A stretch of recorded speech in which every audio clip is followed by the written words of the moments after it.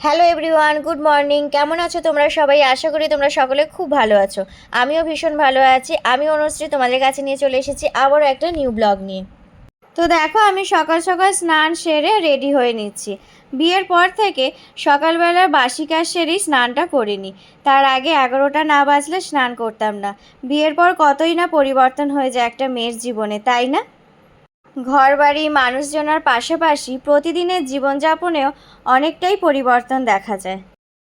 তো এবারে রেডি হয়ে নিয়েছি, এবারে কাজে লেগে পড়া যাক। প্রথমেই পুজোটা সেরে নিলাম, কারণ আগেই স্নান করে পুজোটা সেরে নিয়ে তারপরে রান্নাঘরে চলে আসি।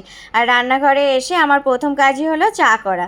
তো চা করে নিয়ে তোমাদের দাদাভাইকে দিয়ে দিলাম। এরপরে বানিয়ে নিচ্ছি টিফিনে আজকে বানিয়েছি চাউ, এগ চাউ। তোমাদের দাদাভাই এগ চাউ খেতে খুব ভালোবাসে, আর বিশেষ করে যদি সাদা চাউ হয়। আমরা তো তাও স্নান পুজো সেরে রান্না করতে চলে আসি। আর দেখি গ্রামের দিকে যারা ব্লগ বানায় তাদের বাড়ির বউদের অনেক কাজ করতে হয়। উঠোন ঝাঁট দেয়া, গোবর ল্যাপা, পুকুরে কাচাকুচি করতে যাওয়া, কত কি কাজ থাকে। আর আমাদের সবটাই একটা ঘরের মধ্যেই কাজ, তাও আমরা হিমশিম খাই কাজ করতে, তাই না?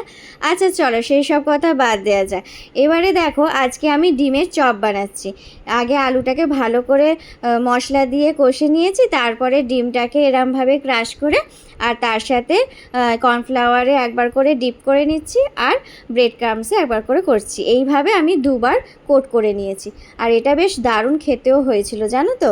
এইভাবে আমি করে রেখে দিয়েছি কিছুক্ষণ। ডবল কোট দিয়ে দিলে জিনিসটা বেশ খেতেও খুব সুন্দর হয়।